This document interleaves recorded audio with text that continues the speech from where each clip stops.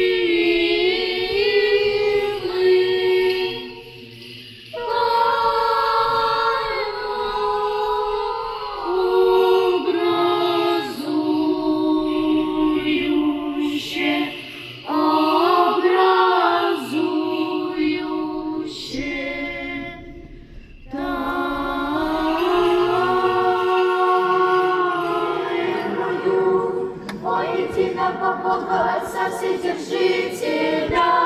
Творца небу и земли, видимым же всем невидимым, и воединого Господа Иисуса Христа, Сына Божия, единородного и же от Отца, рожденного прежде всех век, света от света Бога, истина от Бога, и же от Отца исходящего, и же Солнцем и Сыном поклоняемое, славим глаголошего пророки, воедино святую соборную и апостольскую церковь, исповедуя едино крещение во оставление грехов, чаю воскресения мертвых и жизни будущего века.